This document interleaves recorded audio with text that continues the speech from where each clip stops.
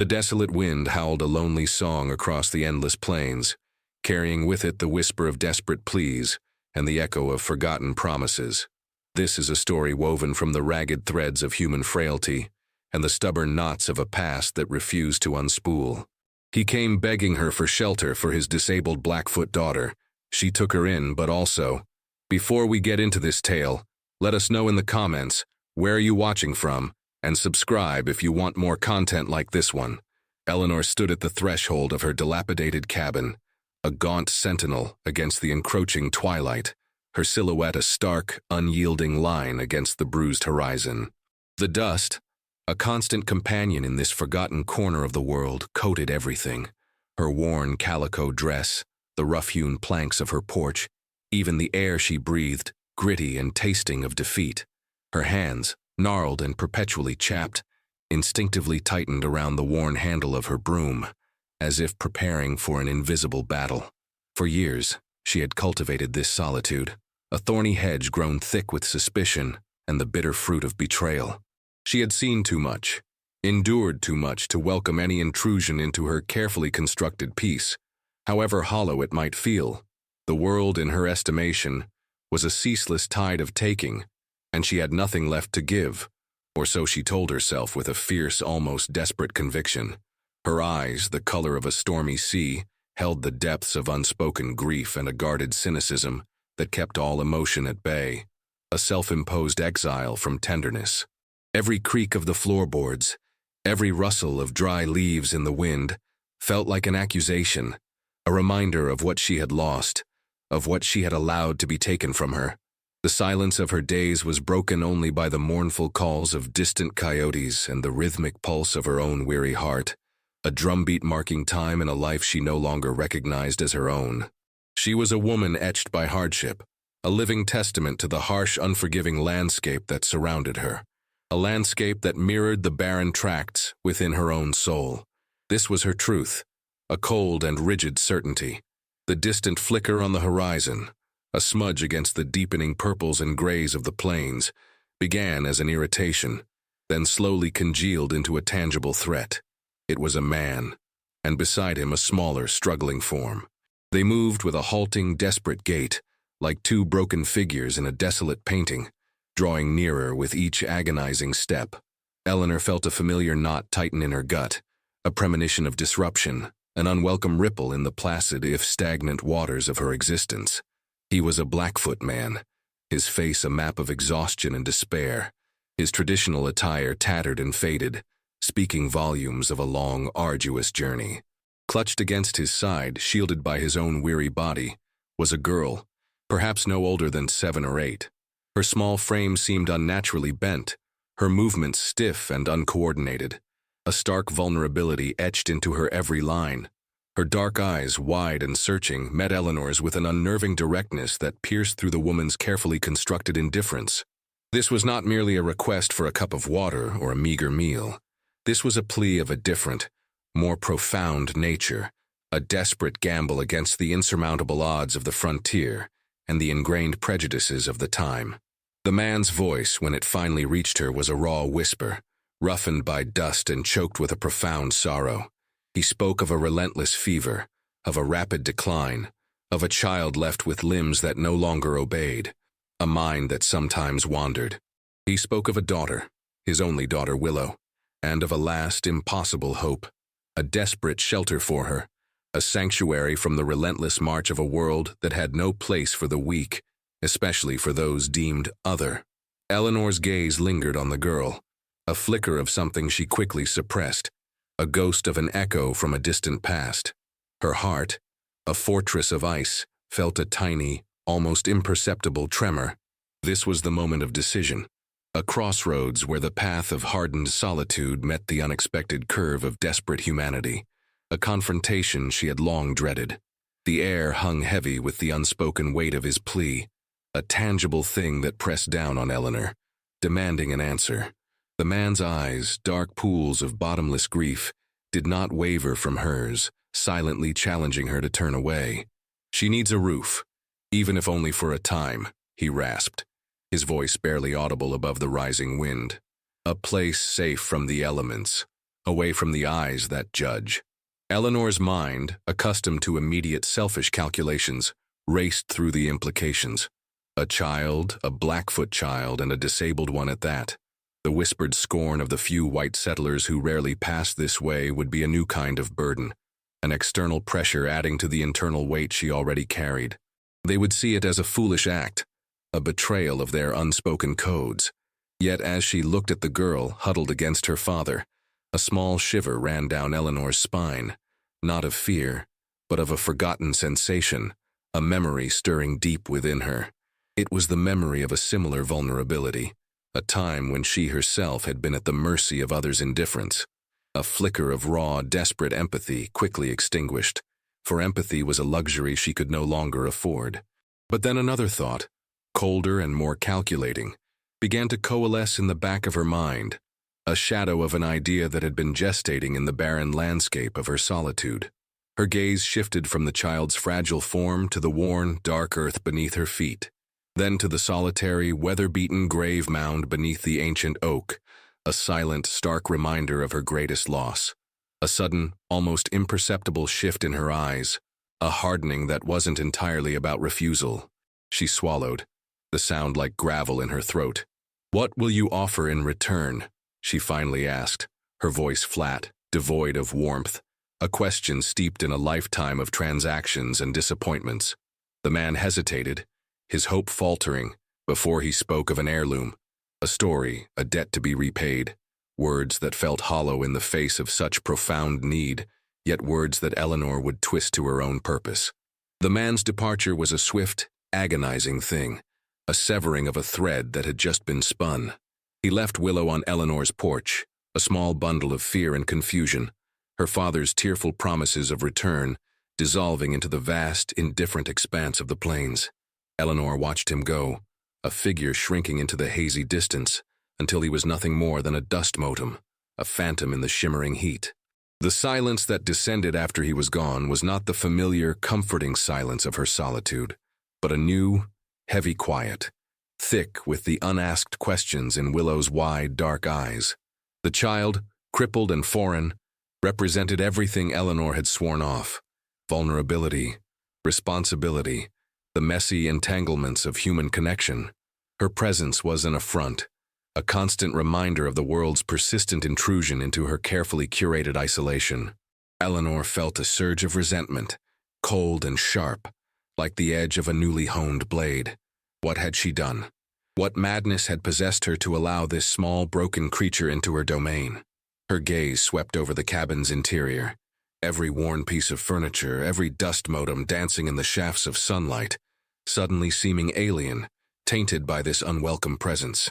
Willow, meanwhile, remained utterly still, a testament to her profound terror, or perhaps, Eleanor mused with a sneer, a quiet, unyielding defiance.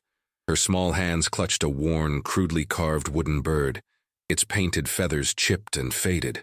It was her only link to the life she knew, a silent symbol of the world she had been ripped from. Eleanor knew nothing of caring for a child, much less one so fragile and dependent. Her own life had been a series of hardening experiences, each loss stripping away a layer of tenderness, until only the rough, impenetrable core remained. Yet, a ghost of a tremor, a fleeting whisper of a memory, tugged at the edges of her consciousness, a small, insistent beat against the fortress walls of her heart. She ignored it, burying it under layers of practicality and cold resolve. The immediate task was to feed the child, to make sure she survived. Beyond that, Eleanor had another, more pressing agenda, one that involved not nurturing but acquiring. Days bled into weeks, each one a slow, grinding testament to the uneasy truce struck between Eleanor and Willow. The cabin, once a vessel of Eleanor's solitary rituals, now hummed with a different rhythm, one that included the soft shuffling of Willow's disabled gait, the occasional whimper, and the constant, silent judgment of her wide, watchful eyes. Eleanor found herself moving through her chores with an uncharacteristic sharpness, her movements clipped, her words sparse and often blunt. She provided food, rough blankets, and a corner of the cabin by the hearth, all with the detached efficiency of a woman performing a distasteful duty. She watched Willow, always watched her, not with concern, but with an unsettling intensity, like a hawk studying its prey. The child, for her part, met Eleanor's harshness with a quiet resilience that both irritated and fascinated the older woman. Willow rarely cried, rarely complained, even when her small body struggled with the simplest tasks. She would sit for hours, patiently carving intricate patterns into small pieces of wood with a dull knife, her brow furrowed in concentration. The wooden bird, her sole possession, was never far from her grasp. Eleanor saw in Willow a reflection, distorted and unsettling, of a past she desperately tried to forget. It was the image of fragile hope, of innocent dependence, a mirror held up to a life that had shattered into a million pieces. She would catch herself sometimes staring at Willow's small, trembling hands, a memory of a different pair of small hands, reaching out, flickering just beyond her grasp. A raw wound, festering beneath layers of scar tissue, threatened to break open. The community, if one could call it that, a scattering of homesteads across miles of barren land, had begun to whisper. The arrival of the Blackfoot child in Eleanor's care, a woman known for her reclusive nature and her fierce rejection of any neighborly overtures, was a subject of avid speculation and thinly veiled disapproval. They saw it as an unnatural act, an affront to their unwritten rules of separation. Eleanor felt their judging eyes even from miles away, their silent condemnation a palpable weight in the air. Their disapproval, however, only fueled her resolve, hardening the shell around her. She had a purpose, a cold, unwavering objective, and no amount of societal censure would deter her. The whispers from the sparse community eventually found their way to Eleanor's door, carried on the dry, dusty winds of gossip. Mrs. Albright, a woman whose piety was as starched and stiff as her Sunday collar, paid an unwelcome visit, her eyes darting around the cabin, lingering disapprovingly on Willow, who sat quietly by the hearth, whittling. "It's unnatural, Eleanor," Mrs. Albright declared, her voice a low, pious hum, "to take in such a one. There are agencies for these things, proper places. You're inviting trouble." Eleanor merely stared at her, her expression unreadable, a silent testament to her resolve. Mrs. Albright's words, however, stirred a deeper unrest within Eleanor, not about the child, but about the secrets she held, secrets that could unravel everything. Eleanor's mind drifted back, a current pulling her into the treacherous waters of her past. A different time, a different place, a bustling town, not this desolate solitude. There had been a man, Daniel, whose words were as smooth as river stones, whose promises had glittered like fool's gold. He had promised a life free from hardship, a future gilded with security, a haven from the biting winds of poverty.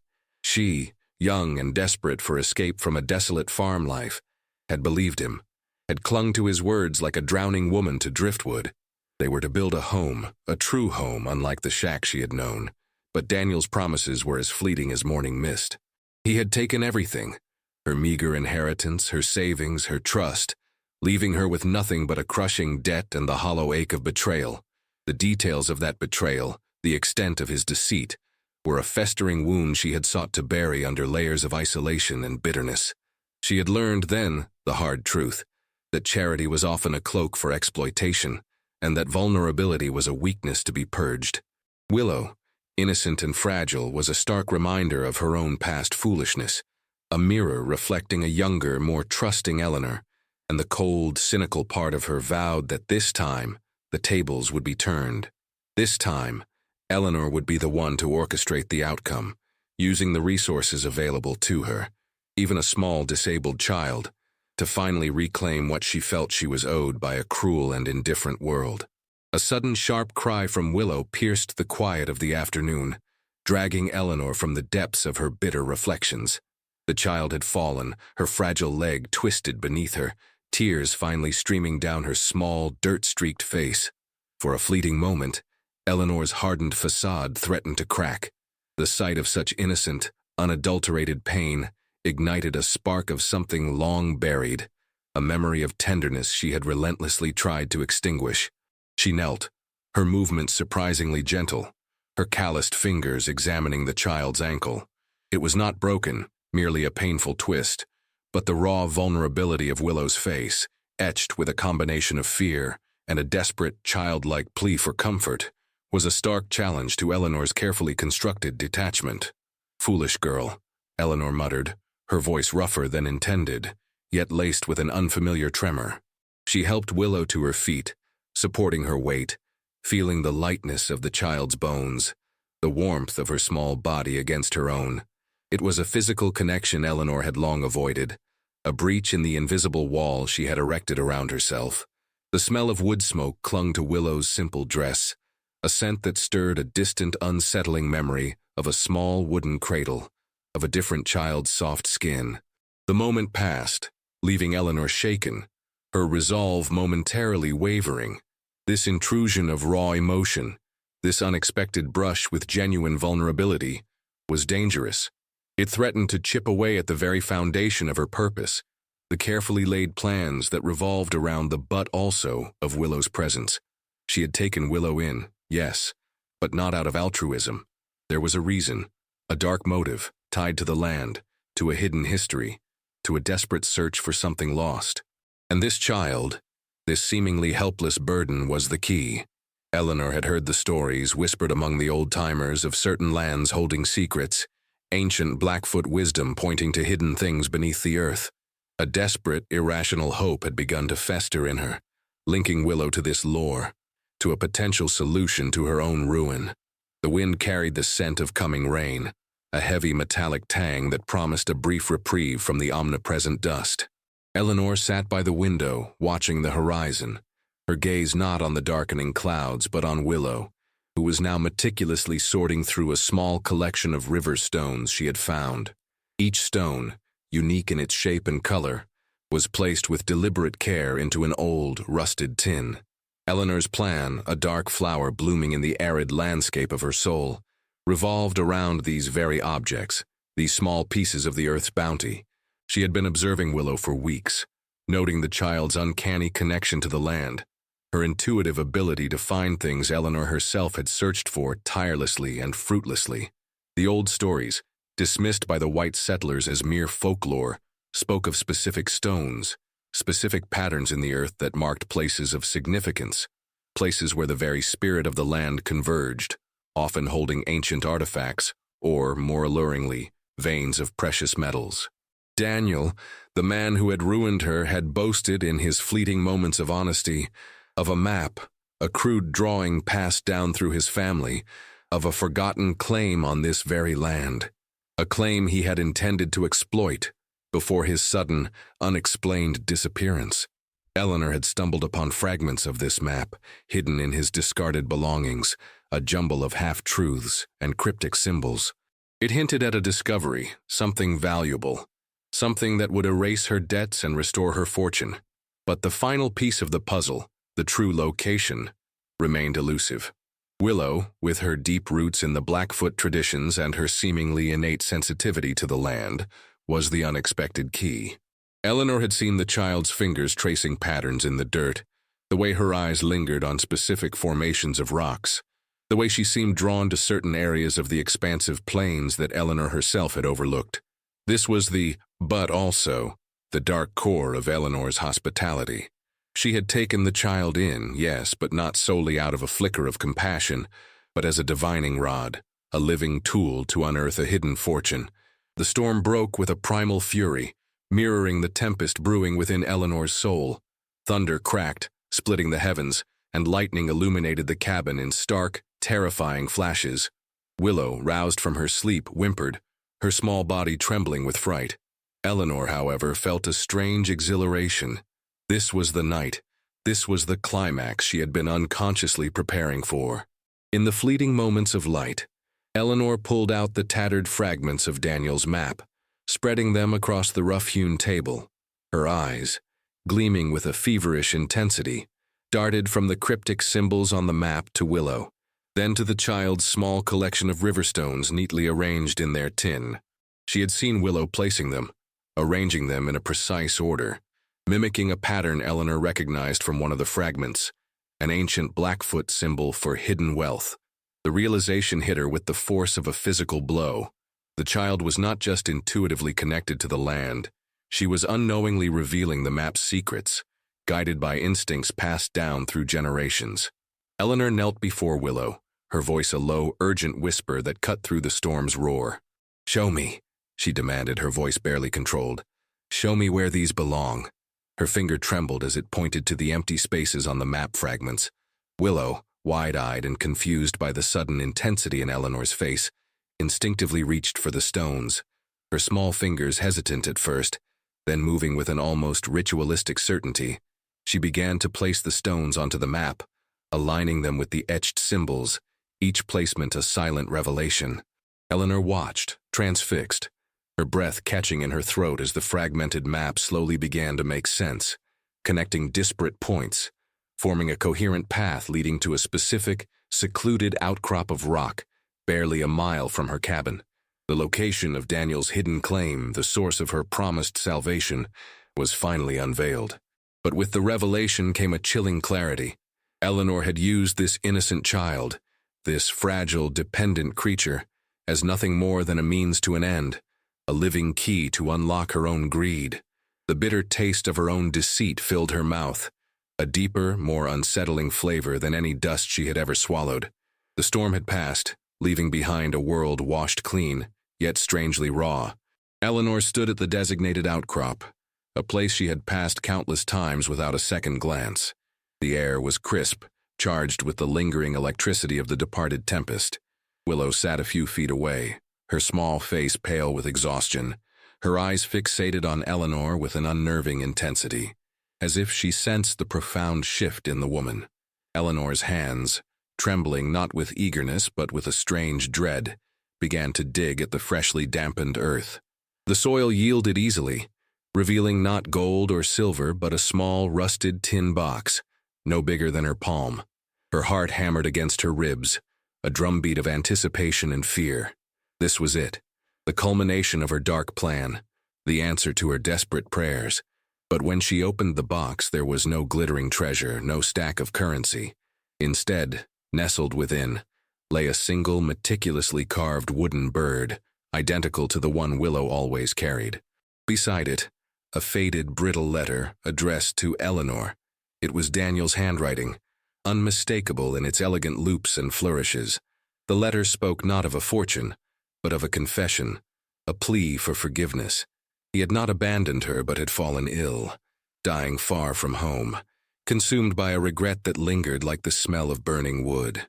He had used her, yes, but the map, he wrote, led not to a treasure of gold, but to the final resting place of his daughter, Eleanor's own child, born after his departure, taken by the same fever that had now crippled Willow. The child he had never known, buried secretly beneath this very rock, a desperate act to spare Eleanor further pain after his betrayal. The truth, a cruel, ironic twist, struck Eleanor with the force of a lightning bolt.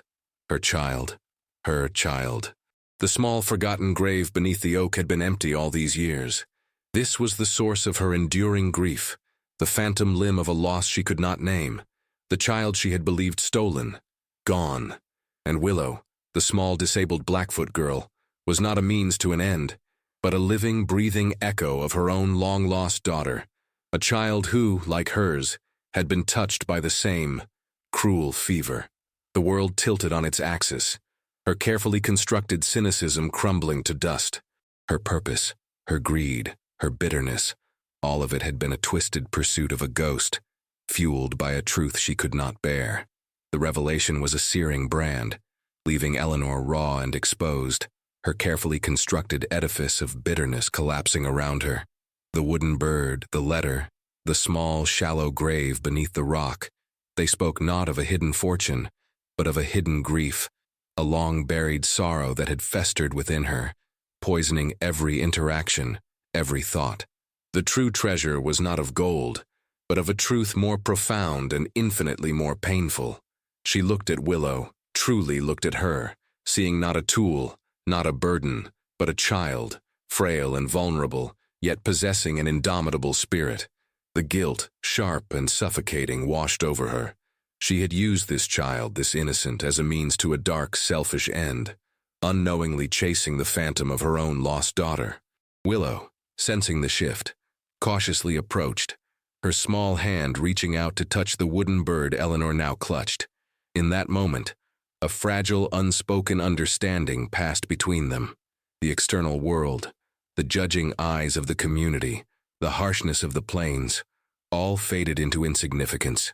There was only this small, crippled child, a living embodiment of what Eleanor had lost, and a silent, unlooked-for chance at redemption. The profound darkness that had clung to Eleanor for so long began to recede, not with a sudden burst of light, but with the slow, almost imperceptible dawning of a new day. She had been searching for something outside herself, an external salvation, when the true healing lay within, in the acceptance of her past, in the embrace of her own broken humanity. The road ahead was still arduous, still fraught with the challenges of the frontier and the remnants of her own shadowed heart. But for the first time in years, Eleanor felt a flicker of hope, not for wealth, but for something far more precious, a connection, a quiet forgiveness, and perhaps a path towards a semblance of peace. The sun climbed higher, casting long, stark shadows across the plains, but within the cabin, a different kind of light began to filter through the dusty panes. Eleanor's movements, though still purposeful, held a newfound gentleness, a subtle shift in her posture, as if a great weight had been lifted from her shoulders. She no longer saw the cabin as a prison of her own making, nor Willow as an unwelcome imposition. The small Blackfoot girl, once merely a means to an end, had become a mirror reflecting Eleanor's own fractured soul, ultimately guiding her to a truth far more valuable than any imagined gold. The harshness in Eleanor's voice softened, replaced by a quiet patience, a willingness to listen to Willow's soft murmurs, to observe the child's slow, deliberate movements with a deeper understanding. She began to teach Willow simple tasks, not out of necessity, but out of a genuine desire to nurture, to guide. The rigid boundaries Eleanor had erected around her heart began to dissolve, one cautious step at a time. The whispers from the outside world, from the judgmental few, still occasionally reached her, but they no longer held the power to wound. Eleanor no longer sought their approval or feared their condemnation. Her own reckoning had been far more profound, far more personal. She was not transformed into a saint, for the scars of her past ran too deep, but she was no longer a prisoner of her own bitterness. The future remained uncertain, as it always did on these vast, unforgiving plains, but Eleanor faced it not with a hardened heart, but with a quiet resilience, a newfound acceptance of life's unpredictable currents. The cabin, once a monument to her isolation, now hummed with a fragile, nascent warmth, a testament to the unexpected healing found in the most unlikely of connections. Willow, a quiet presence by the hearth, her small fingers still tracing patterns, had not only found shelter but had, in her innocent vulnerability, offered Eleanor a profound sanctuary of the heart.